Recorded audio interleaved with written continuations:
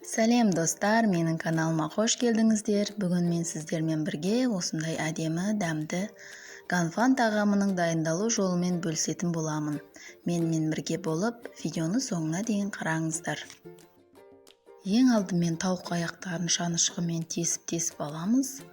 Одан кейін оған тұз, паприка, қара бұрыш және сұйық май қосып, жақсылап араластырып, жарты сағатқа маринадтап қоятын боламыз.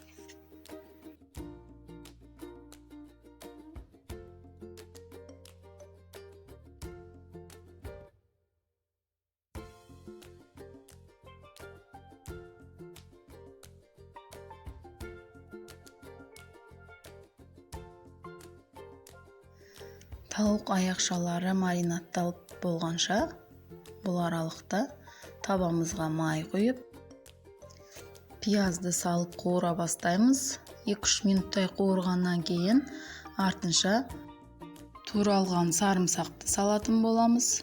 Оны да 2-3 минут қуырамыз.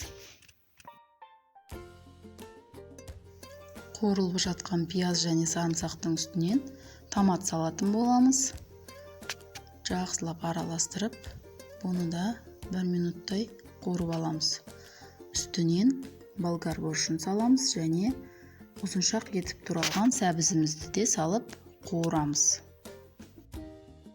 Татымына қарай тұз саламыз және 2-3 минуттай қуырып болғаннан кейін бір шетке алып қоямыз оттан.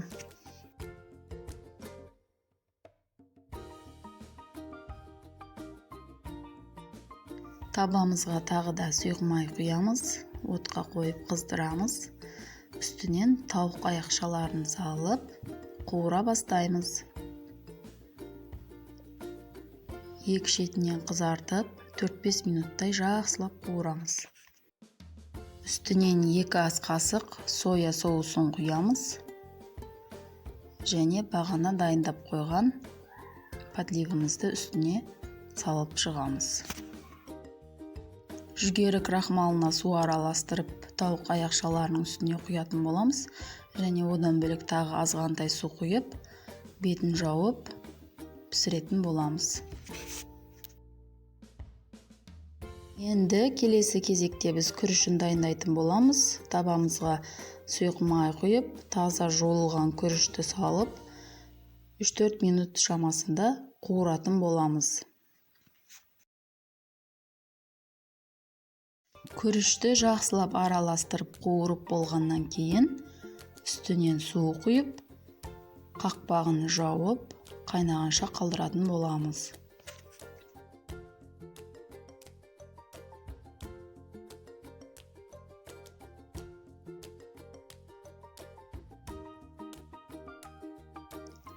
Татымына қарай тұз саламыз.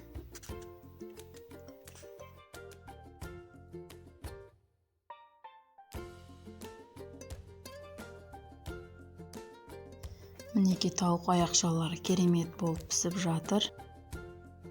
Отын сәл азайтатын боламыз. Міне суға піскен күрішіміз де дайын болып қалды.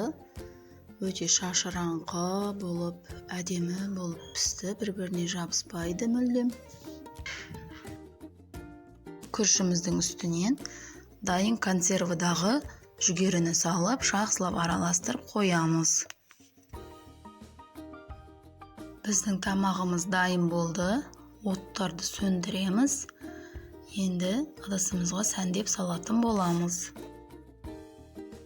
Орта кесе немесе шай кесеге күрішті салып, жақсылап қасықпен басып тығыздаймыз және тарелкамызға салатын боламыз. Сол кезде күріш әдемі формада салынатын болады. Және шетіне дайын болған тауық аяқшаларымен подливымызды құйып шығамыз.